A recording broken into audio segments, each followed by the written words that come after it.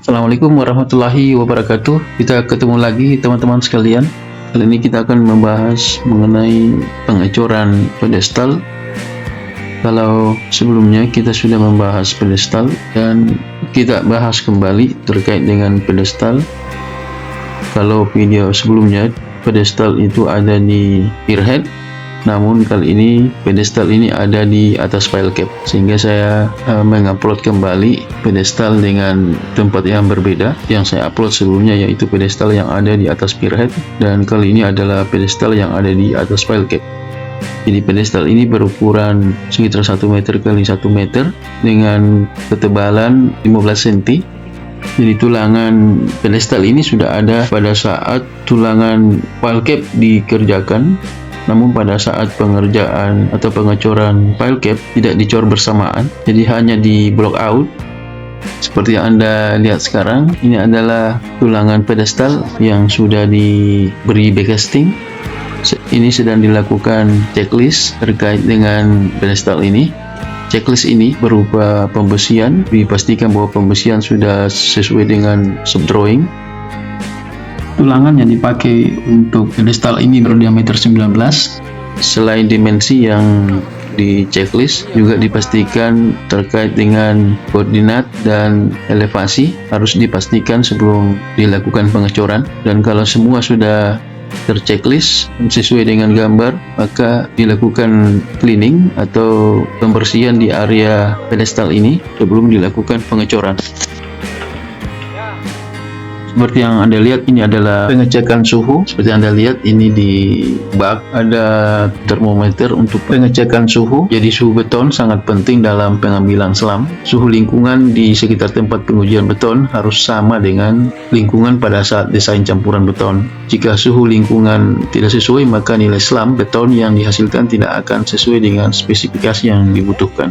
Jadi ada beberapa hal yang terjadi bila suhu beton terlalu tinggi. Yang pertama, pengaruh pada kuat tekan beton. Beton yang ditempatkan pada suhu yang terlalu tinggi dapat mengalami penurunan kuat tekan karena penguapan air yang berlebihan. Hal ini dapat menyebabkan beton menjadi lebih rapuh dan kurang kuat. Pengaruh pada kadar air. Suhu yang terlalu tinggi dapat menyebabkan penguapan air yang berlebihan sehingga dapat mengurangi kadar air dalam campuran beton. Hal ini dapat mempengaruhi kekuatan beton dan membuatnya kurang stabil. Kemudian pengaruh pada gradasi agregat. Suhu yang terlalu tinggi juga dapat menyebabkan agregat kasar mengalami perubahan struktur yang dapat mempengaruhi kekuatan beton. Hal ini dapat menyebabkan beton menjadi kurang stabil dan kurang kuat. Begitu juga kalau suhu beton terlalu rendah. Pengaruh pada kuat tekan beton, yaitu beton yang ditempatkan pada suhu yang terlalu rendah dapat mengalami penurunan kuat tekan karena peningkatan kelembaban. Hal ini dapat menyebabkan beton menjadi lebih rapuh dan kurang kuat. Kemudian pengaruh pada kadar air. Suhu yang terlalu rendah dapat menyebabkan peningkatan kelembaban sehingga dapat mengurangi kadar air dalam campuran beton. Hal ini dapat mempengaruhi kekuatan beton dan membuatnya kurang stabil. Kemudian pengaruh pada gradasi agregat. Suhu yang terlalu rendah dapat menyebabkan agregat kasar mengalami perubahan struktur yang dapat mempengaruhi kekuatan beton. Hal ini dapat menyebabkan beton menjadi kurang stabil dan kurang kuat. Seperti yang Anda lihat, ini adalah uji selam yang diambil di lapangan sebelum dilakukan pengecoran. Dalam beberapa kasus, suhu beton yang terlalu tinggi atau terlalu rendah dapat menyebabkan perubahan yang signifikan pada beton, seperti penurunan kuat tekan, peningkatan kelembaban, dan perubahan struktur agregat.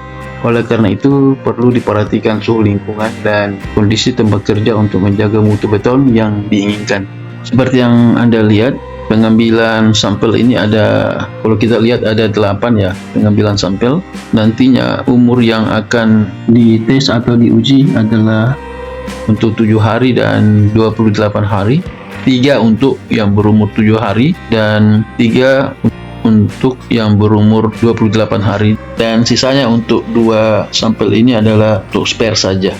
Jadi pengujian selam beton atau selam tes beton ini salah satu cara yang biasa digunakan untuk mengukur konsistensi beton segar. Adapun ukuran selam ini adalah 12 plus minus 2 dan kuat tekan beton ini adalah 41,5 MPa.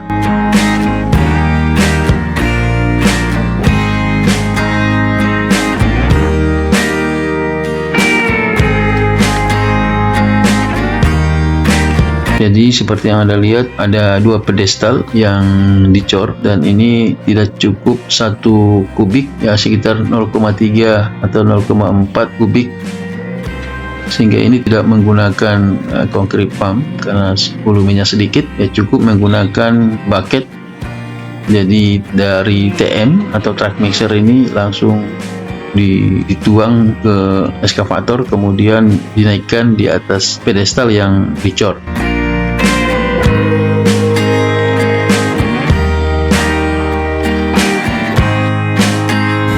Kalau Anda lihat, walaupun sedikit tetap menggunakan vibrator untuk pemadatannya. Jadi dalam satu pedestal ini ada 4 pipa, yang pipa sebagai block out, karena nantinya pipa-pipa ini nanti akan diisi oleh pin angkur yang ada di LRB atau lead rubber bearing.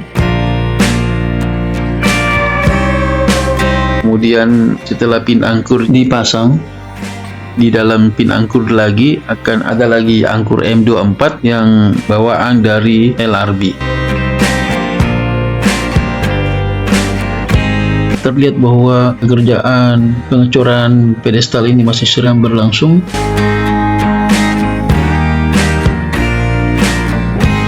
Sebagaimana Anda ketahui bahwa dalam satu truck mixer ini terdiri dari 5-6 kubik, dan tentu saja dengan pengecoran yang sekecil ini antara 0,3 sampai 0,4 kubik, tentu saja vendor tidak akan mungkin memberikan beton dengan jumlah sekecil itu. Maka tentu saja ada lokasi lain yang juga dicor di waktu yang hampir bersamaan ini dengan beton yang sama.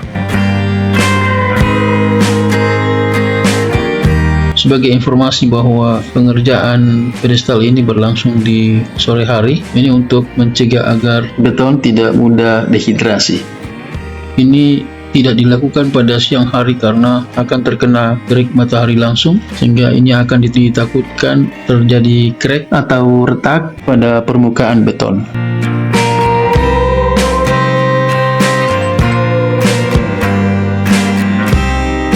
Dan diketahui bahwa pengerjaan ini tidak terlalu lama karena selain volume betonnya yang sedikit, kemudian dimensi pedestalnya juga tidak begitu tebal, sedangkan dia akan menerima beban yang cukup berat, yaitu box girder.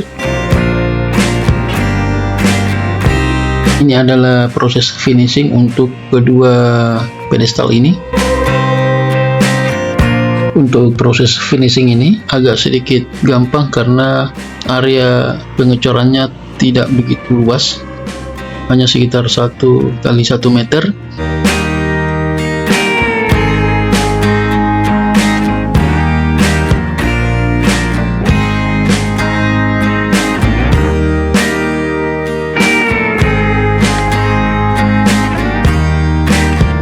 Terlihat dua pedestal yang sudah selesai dicor, dan beberapa jam setelah dicor ini akan dilakukan curing antara 3 sampai 7 hari.